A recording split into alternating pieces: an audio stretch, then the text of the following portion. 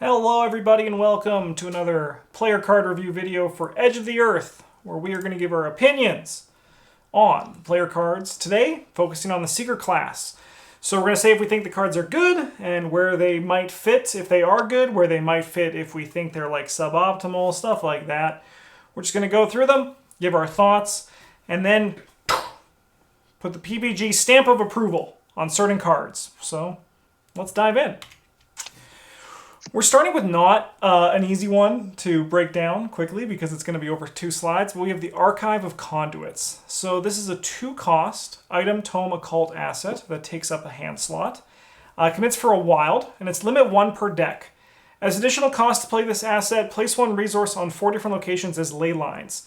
As a reaction, after you successfully investigate a location with a ley line, exhaust this asset, move that ley line onto this asset. Then if there are 4 ley lines on it, discard it.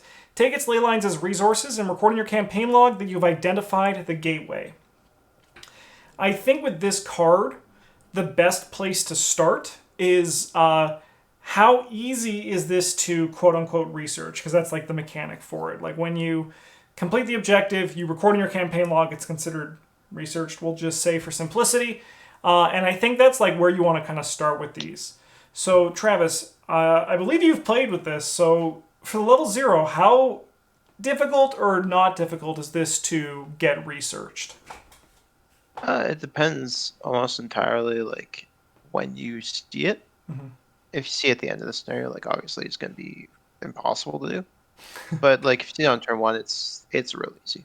Mm-hmm. What scenario do you not have to investigate 4 different locations? Yep, yeah. Yeah, And it's also pretty low. It takes up an arcane slot or a hand slot, which can be annoying. And it's got limit 1 per deck, which makes it a little tough to find. But you are also playing Seeker, and you have to be playing a primary Seeker deck because the upgrades are level 4. Yeah. Yeah. Yeah. The only one I can think of off the top of my head where you don't investigate 4 different locations is the second part of the Egypt standalone. Yeah. Where you just die on the first location. Yeah, you just die on the first location. And that's it. This is also... Right. It's also a tome, so like because it's even a 1-of, you can use your research librarian to dig it up for you, right? So even if it's just limit 1, you're Seeker. You'll find it. You have the power. Let's go to the upgrades. So there are 4 of them. Then I will go through them and buckle up. It's going to take a little bit. So they each cost 4. They're each 4 experience. They each take up an arcane slot, and they're each rituals. Easy. The Gateway to Tindalos commits for 2 fists and a wild. It's researched, uses 4 ley lines, limit 1 per deck. As a lightning bolt, move a ley line from this asset to a non-elite enemy. As an action, choose an investigator and an enemy with a ley line and a revealed location. That investigator moves to that location. You may remove that ley line. You may remove the ley line to deal 1 damage to that enemy. The Archive of Conduits commits for 2 book and a wild. It's move a ley line from this asset to a revealed location. Choose an investigator and a revealed location with a ley line as an action. That investigator moves to that location, and you may remove that ley line to have them take an investigate action. The Gateway to Aldebaran commits for 2 foot and a wild. As a lightning bolt, move 1 ley line from this asset to a non-elite enemy. As an action, choose an investigator and engage with that enemy with a ley line. That investigator disengages from that enemy and moves to a connecting location. You may remove the ley line to automatically evade that enemy. This action does not provoke attacks of opportunity. And then we finally have the Gateway to Paradise, commits for 2 brains and a wild. As a lightning bolt, move 1 ley line from this asset to an investigator. As an action, choose an investigator with a ley line. That investigator draws 1 card and heals 1 damage or 1 horror. You may remove the ley line to have them instead draw 2 cards and heal 2 damage or 2 horror. What are we thoughts on these ones? What are we thinking? Some of them are really, really good. Some of them are not so good, and some of them are very scenario dependent, I think. Gateway to Tindalos, the one which you put them on enemies, is not great. There are a couple scenarios where it could be handy in, where you get to shuffle your guardian around and get them that extra point damage so that they can kill something in 1 shot. But you can only put the ley line as non-elite enemies, so it makes it not ideal.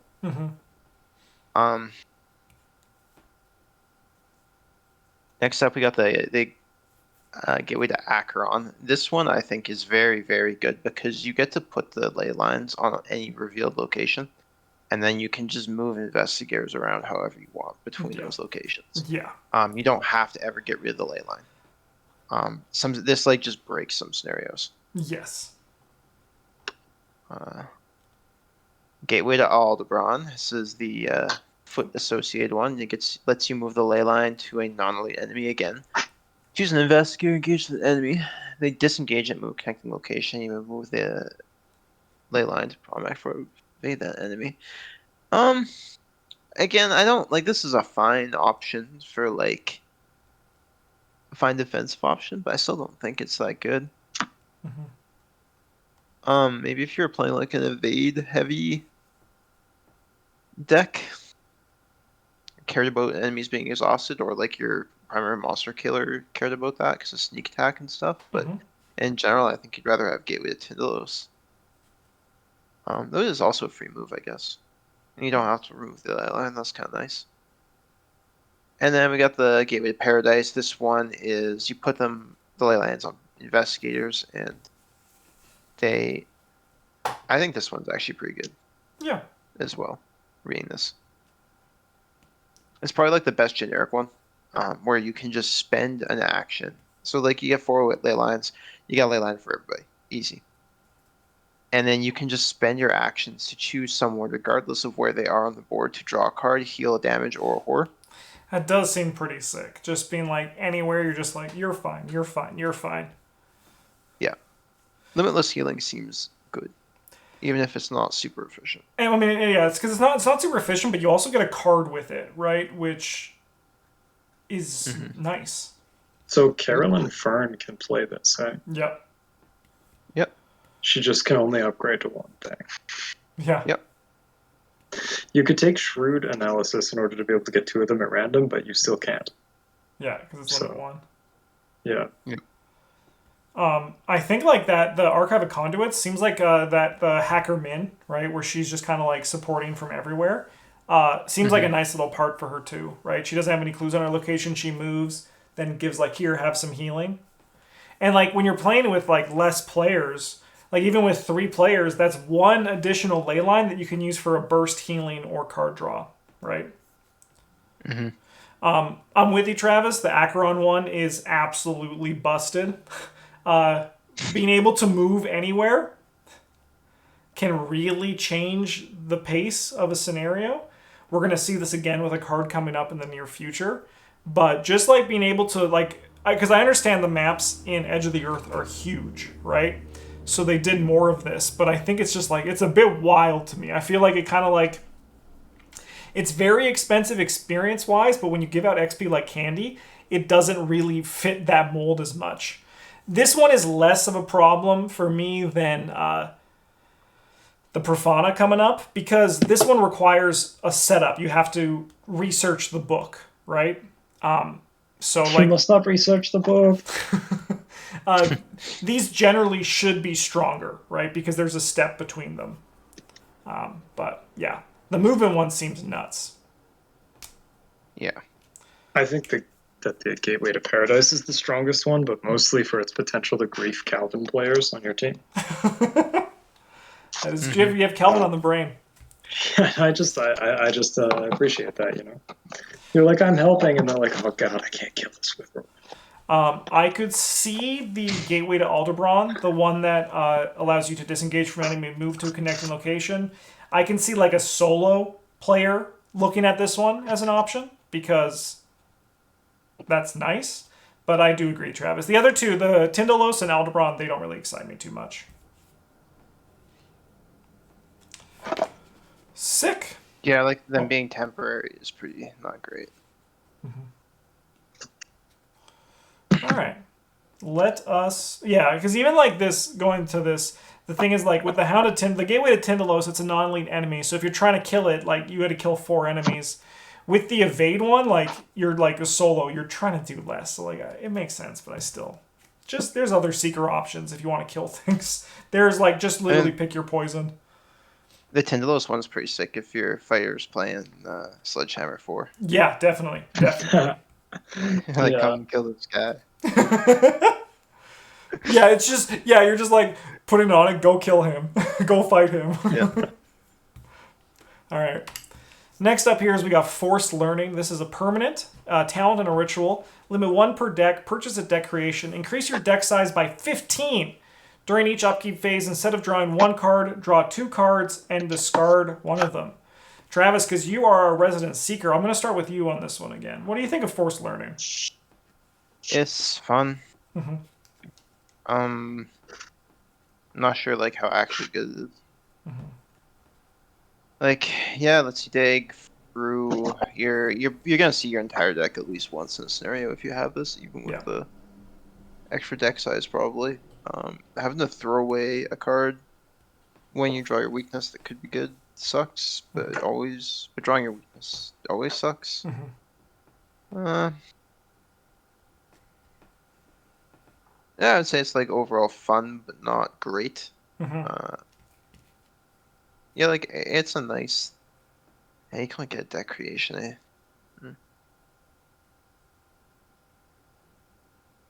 Yeah, fun, but not great. I don't think. I think it can be. I'm with you there as well. Like it's just kind of like you look and you're like, oh, that's neat. I think it's really cool for investigators who can be yellow and kind of flex a bit more because you can kind of grab what you need when you need it. And the times where you do draw a weakness and you also get another card, that sucks. But you weren't gonna really like see that card anyway with the design of this, right? So you just I just drew my weakness. But I think it's in theory you're thinking, hey, like it balances out the consistency. But I think like it kind of really doesn't do too much for that. I think it's more just kind of like there. One thing that's really cool about it is if you're playing it in like min and you are focusing on putting cards in your discard pile to scavenge, I think like if you're going to interact with your discard pile, there's some upside to this. You have an easy way of getting things in there while grabbing the things you want. Like now you can just like min can run stuff like winging it even without like having to play it first, which is relevant. It's relevant. Yep. Yeah. No, I agree. Any thoughts, Bryn? You can take in the thick of it a deck creation in order to purchase versatile so that you can buy Forced Learning at deck creation, even if you are not yellow in any way, shape, or form. It's true. It's true. Okay. Then you increase your deck size by... that's kind of neat. Yeah. Is it good? Whatever, who knows? We don't do good here. I bet you there's some sort of sweet Finn deck you could play where this is one of your yellow cards. Yeah, I can believe that. Okay, and then what? I don't know, man. Do some stuff. You draw cards. You make the cards do the things you need them to. You got cards. You do. Who is it? Yeah, you're Seeker. You can just do whatever. It's your Seeker. You do whatever you want. Argument, yeah. I mean, with green cards, it means you can play a lot of Weirdsmobile one-ups, and then if they're just not good in the scenario, you're like, whatever, it's gone. See you later. Yeah, that's fair. You could use to get like exceptional stuff. Yeah, definitely. Nice. All right. Which is admittedly very bad in Finn because he can't get the cool stuff. He sucks. His deck building, man. It's a nightmare. All right. Hiking boots. This is a 2-cost, 1 experience asset. It's item, clothing, and footwear. Commits for a foot. Limit 1 footwear per investigator. Fantasy Flight, give us our foot slot. You get +1 foot. As a reaction after the last clue is discovered from your location, exhaust hiking boots. Move to a connecting location with at least 1 clue, or to a connecting unrevealed location. Card's good. It basically is like trying to do an impression of Pathfinder, but just like less consistent. But if your team is playing around it, you're going to be able to get a move of this like every time. And that's nice. The only downside is I don't think like I'm never like looking at my deck and being like, I need these hiking boots right now. So like I either like put them in later and then I don't get as much value from them. So while I think they're good, I don't think I'm going to play with them too much just because I think there's like better things you can be doing with your experience and your assets in Seeker. Yeah, I agree for the most part. These are sweet if you're playing Ursula. Oh yeah, yep. Like, best thing you ever did. You do need to include these ASAP if you're Ursula. Yeah, they're also like very intentionally good with Monterey Jack Yep. to trigger Yeah, your ability. definitely. Yeah. Yes, sir. Yeah, I imagine bet you where they're also real sweet with Trish, Yeah, because you can make also use out of the foot. Yep. Yeah. It's fair. Yeah. Like I think the cards. There's a lot good about it. There's not much bad about it. Play him in a Rex Murphy deck. And you just get to spend like 2 actions a turn being like, I don't know what to do with my hands. Yeah, you're just moving too much. Yeah. Getting all the clues. Like normally I would spend these off actions moving. Yeah. Sick. All right. What's next? Jeremiah Kirby. This is a 4-cost, 0 experience asset. It takes up the ally slot, and it's an ally, Miskatonic, and a Wayfarer. Commits for a book, soaks for 2 damage, 1 horror. You get +1 book. As a reaction, after you enters play, choose even or odd, reveal the top 5 cards of your deck, draw each card with a cost that matches the chosen option, and shuffle the remaining cards into your deck. Travis, what do you think of Mr. Jeremiah Kirby? He's really good. He's like really, really good. He's extra good with calling in favors. Yep. Yeah, definitely. It's pretty messed up with calling in favors, actually. Yeah, like you have to know your deck a little bit, or like at least know what you want to draw. Yeah. But it's just a really good card, man. I think so he competes with Dr. Milan for the ally slot. He does.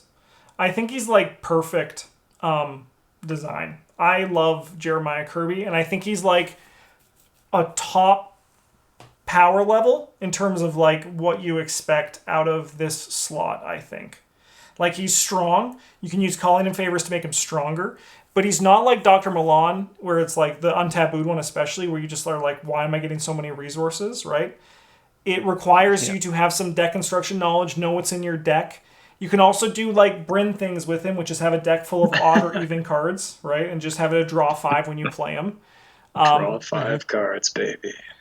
I just think he's perfect. Like I think he's just great design, and like I don't think he is busted. I think he's just very strong for the cost, and he's totally worth it. Great card. Yep. Now I want, because you were just playing him recently with calling in favors, right? Yeah. Yeah, I want to do that. That sounds really fun. It's a Mandy deck. Yeah. Well, yeah, that's just... Mandy's good. Mandy's good with calling in favors. Did you know that your deck would be better if it were a Mandy deck? Isn't that from the old game that we dug up? The game cartridge? Yeah, it's from the old that old floppy disk game. Sorry, I'm just writing down. Bryn sent me a Bryn Madhouse that I'm gonna. Yeah. Oh, I see what you're thinking. I mean, at its core, it's because they're in the art. Yeah, like that's it's true. clearly Okay, no, intended to be played together. That's fair. All right, let's keep this review going. All right, what do we got coming up? Join the Caravan. So this is the synergy card in Seeker. 5 cost, 1 experience, commits for a book and a foot. Insight and Synergy. Fast, play only during your turn. Reduce the cost of this card by 1 for each different class among cards you control. Move to any revealed location. As I always do, I always ask Bryn and Travis because they're quicker with the resource evaluation. At what cost do you think that this is like worth it? Where you're like happy to play it. Why I need to move. Am I in the asylum? Then I'll pay 5 for this. Let's just do generally. Like it's just like to get the most optimal turn. Like what are you aiming for? I get it. It depends like how many spaces you're moving. I'd say like 3 resources to move 2 locations away. I would. That's probably like the most I would pay for it. Yeah. For the smallest effect. I think that because it costs 1 XP, I need to be paying like 3.7 maybe for it. Because in purple, I'm 5.7. because in purple I'm entirely happy paying 3 and possibly throwing something away or taking damage to do this, and it costs me an action. So like if it were level 0, I'd be happy paying 5 for this because it would cost me and another card or be Schizo Tool, which would be weird and probably suck. To take that like move to any revealed location with no other rider text, right? Without costing me an action. So like when we factor in it costs an XP, like I probably don't want it to cost 4. But like if it did, it wouldn't be terrible. And also, when's this not going to cost 3? Yeah, it's true. Right? Like it's almost always going to cost you 3. Yeah. Because you have a second class, and you probably are playing cards from that second class. Yeah. Even if you don't, though, like 4 for fast to move to any revealed location, it's a very powerful effect. Yeah, and very, very scenario dependent too. Like it becomes just shoots up in value, as you said, Travis. In the Asylum, this card's huge, right? It just says like, spend money, get out safely. Instead of die, how about not? Yeah, how about don't? Yeah. You can also use this card for some real cutesy stuff, like collecting up an enemy or 2 and just teleporting them to your fighter and being like, please fix this. I've brought you problems. Yeah. Please fix. That's pretty good. Like, I have saved you actions, please kill these things. Yeah, definitely. I think the card's nice, and it's also like, it's like the Guardian one, where it's not too, it doesn't feel janky on the synergy side like the purple one does. The purple one, I don't know about janky, but like, yeah, would you prefer maybe I do. Yeah, sorry. Yeah, janky was my polite way of saying bad, because I know some people don't get upset when I call cards bad. I don't have the Travis privilege yet because I'm too happy. My tone is too positive. Yeah. That's fair. I think there might be a little bit too much work going into that one to make it good, as opposed to something like this or the Guardian one where it's it's the number 2. Yeah. Then like, hey, you're in there. It's good. Heck yeah. Sick. All right, let's move on to medical text upgraded. Did they do it? 2 cost, 2 experience, item tome asset that takes up the hand slot. Commits for a book and a fist. As an action, choose an investigator location and test book 2. If you succeed, heal 1 damage from that investigator. 2 damage instead if you succeed by 2 or more. If you fail, either exhaust medical text or deal 1 damage to that investigator. Did they do it? Will you play medical texts? If I'm Daisy, maybe. I might play it if we had a bunch of the. I might play this through the Edge of the Earth campaign. I might play it in if my teammates have a bunch of weaknesses that need to be healed. Yep. And I might play it if I could see myself playing it potentially if one of my teammates was like Parallel Agnes or Mark Harrigan. Okay. Yeah, definitely. Yeah. I just love the downside of dealing damage to the investigator. You're like, yeah, he said he wasn't feeling very good, and I looked in the book and I thought he had appendicitis, so I stabbed him in the gut with a steak knife and it didn't work. What the frick? Daisy, what's wrong with you? Yeah, so like I guess Justin, your question is yes, they have done it because I came up with situations where I would play this. Yeah, I think that it's good. It's good enough. It heals very well for damage. I bet you this card is also a tank in Innsmouth. Oh yeah. Yep. That's pretty fair too.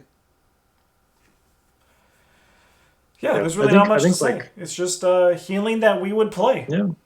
Yeah, it's unlimited, right? Yep.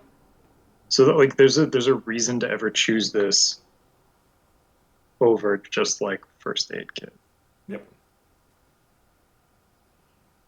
Sick. Yeah, they've done it. By the way, coming up very soon, we have a new How to Win where we're going to be talking about healing. Whoa, I'm looking forward to that one. It's going to be fun. All right. The Profana Profana, Atlas of the Unknowable. This is a 4-cost, 5-experience item relic tome asset. Commits for 2 wild and takes up your hand slot. While you're not at the locus, you get +1 book, +1 foot, and you may ignore attacks of opportunity. After Profana Profana enters play, choose a reveal location. That location is the locus until Profana Profana leaves play. As an action, move any investigator to the locus. So, you'll probably notice that this is a very similar thing to the one from the Archive of Conduits, but they actually kind of like serve a different function, right? Like they both move investigators to a location, but it's a bit more... It's less, like you have to like focus. Like you have a plan for your locus. You don't just like drop it on a location and then like get people moving there, right? It's when you play it. But it's still, free movement is very strong, right? Like, especially across the board for anyone for one action. And we're not even talking about you get +1 book, +1 foot, and ignore attacks of opportunity. This card does. Yeah, I so actually much. really don't understand why this card lets you ignore attacks of opportunity. Yeah, it's kind Just like of actually, like comically good. Yeah, it is. It is. They were like, because it's just there's just so much on this card. Like since most enemies don't hit for that much. Like if Yeah. you have a single enemy engaged to you and you for whatever reason you can't evade him because you get with your +1 foot, you can actually probably afford to just like walk around with him and play the game. Mm-hmm. Yep. Oh yeah. And I've done it with the And then Profana. just With Monterey just Jack. like play a new piece of soak every 3 or 4 turns or whatever. You just ignore enemies. Yeah. It's crazy good. That's garbage design. I play green cards, design. And I'm upset that this is not exceptional. Yeah. Yeah.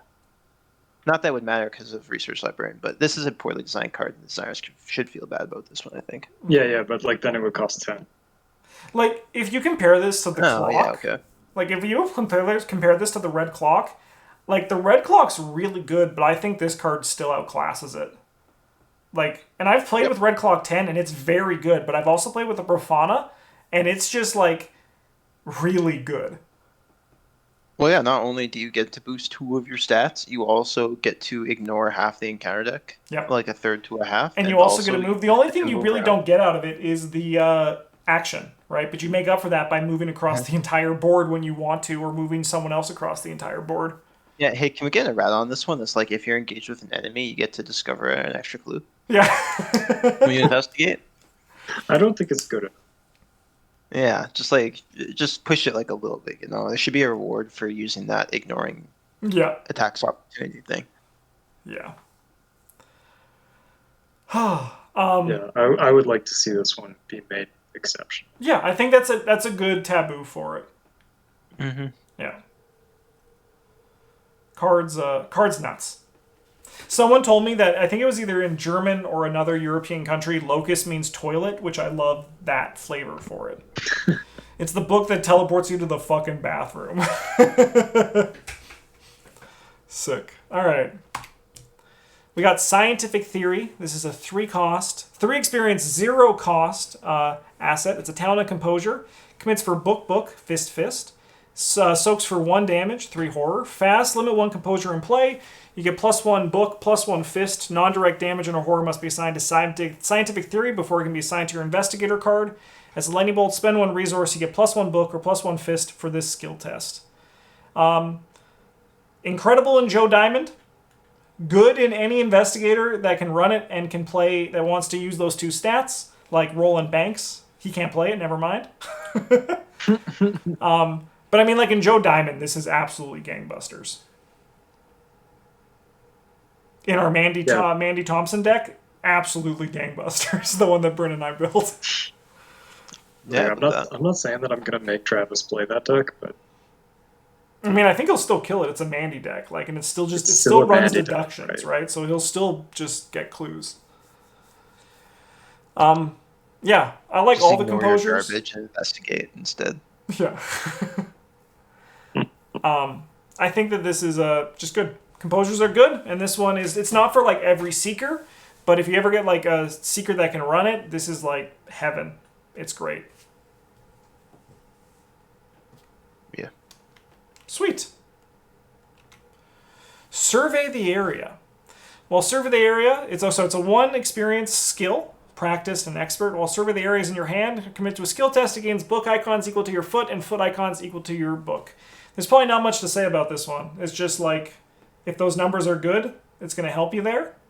And if you're worried about like taking a bunch of damage to like grasping hands, even though they're not in a lot of encounter sets, or like just like you want your foot to be good, this is a good way to do it because you're a seeker and your book is probably good. Yeah, I generally think that these skills, the cycle skills, are kind of garbage. Mm-hmm. But they're like very specific. I can see that they have uses when you don't have a full collection. Yeah, like this one. If you're playing like Daisy, this is a free evade, basically, right? Yes, yeah. I'm kind of the same. Like, I see why they exist. I see the function of them, but I don't think I'm like ever going to play them outside of the green one, which I'm going to run in a lot of decks because the green one's really good. Sick. Unearth the Ancients. This is a 0 cost, 2 experience insight event. Commits for a book, and a foot. As an action, investigate. Choose up to 2 seeker assets in your hand. The difficulty of this skill test is equal to the combined cost of the chosen assets. If you succeed, put the chosen assets into play one at a time. For each relic asset put into play by this ability, draw 1 card. Bryn, let me ask you, did they do it? Do you want to play Unearth the Ancients level 2? You know, still mostly not. Mm-hmm. Like, it costs 2 XP. Mm-hmm. Why am I spending XP on this and not on cool relics to put in my deck? Also, secondly, there actually aren't that many relics that also happen to be yellow assets. Mm-hmm.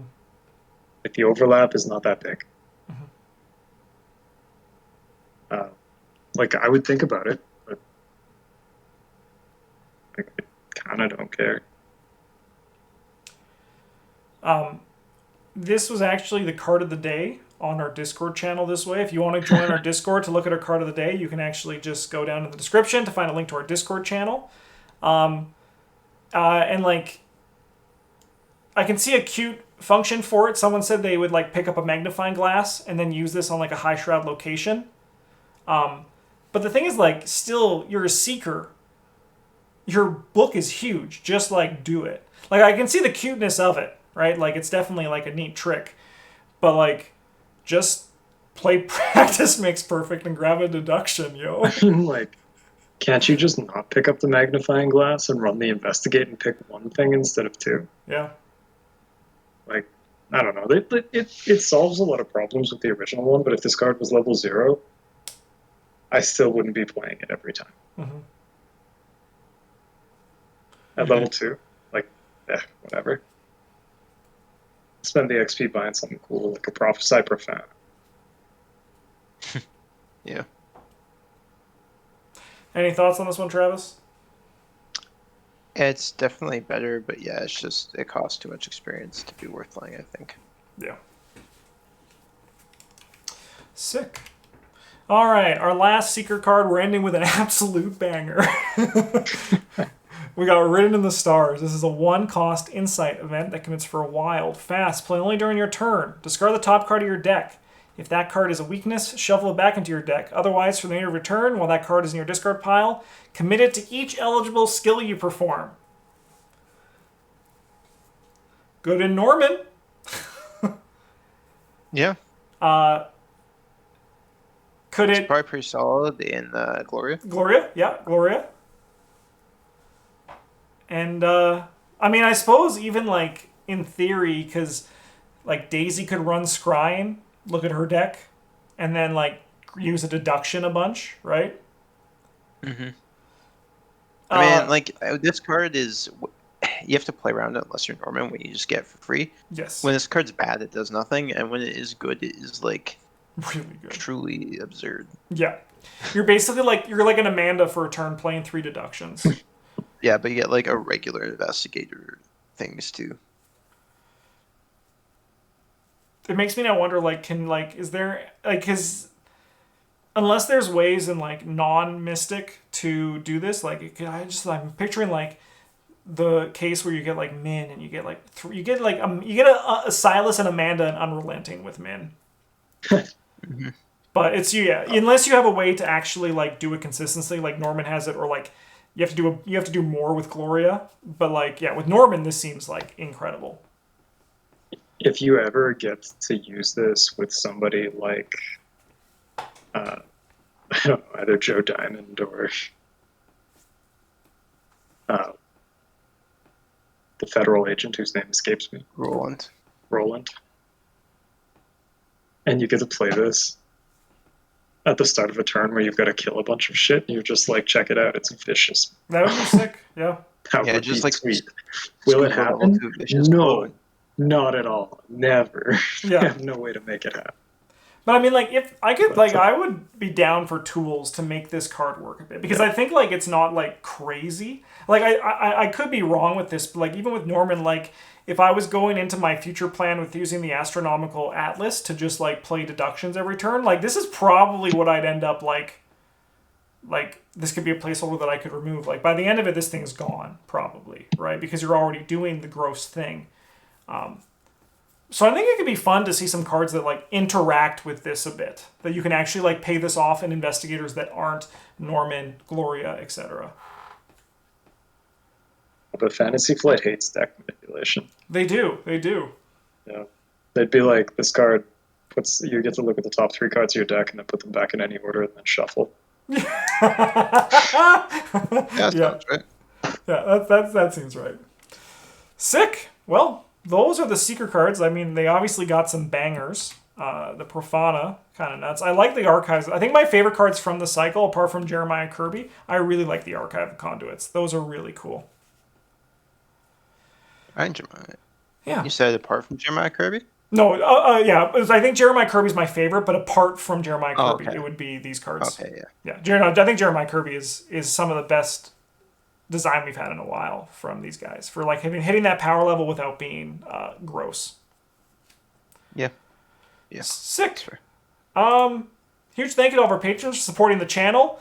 Thank you for that. If you want to join the Patreon, it's down in the description. And next week, we're going to be looking at the Rogue cards. So that means it's Bryn week. Let's go. Picture streamers dropping from there. And everyone gets to hear us talk about the clock, which I know everyone loves the clock on YouTube. Oh my God, you guys can't get enough of that clock. Thanks for watching. Have a good one. And as always, GG's.